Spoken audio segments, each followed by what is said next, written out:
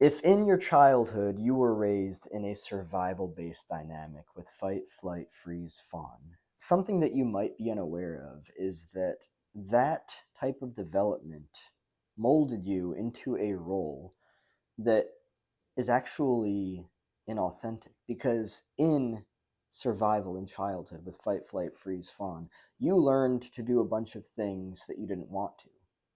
That dynamic in and of itself was masochistic. It was painful because your boundaries were violated like crazy. So essentially, you were molded in a way that had you doing things that you didn't want to, but you learned that as a person, it was your job to take on a role that you didn't even want to take on.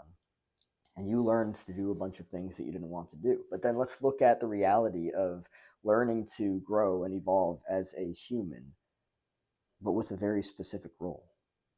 In the healthy childhood with healthy boundaries, individuation, and differentiation, you were allowed to develop as you were and you were accepted as you were. That's the difference. So imagine in the survival based childhood, you developed in a way that you learned not only were you not accepted as you were, you had to take on a role and be somebody else. That never changed. If you don't become aware of that, that never changes. If you don't become aware of that, you don't do the work on yourself to do the healthy integration of self, of everything that you pushed out into the shadows. You just continue playing the role that was comfortable and familiar to your survival based childhood. And that doesn't change. So, how wild is that? That you might actually be living life as an adult, just playing the same role that you did in childhood. You don't want to do it, but you do it because it's comfortable and familiar, and you might even be unaware of it.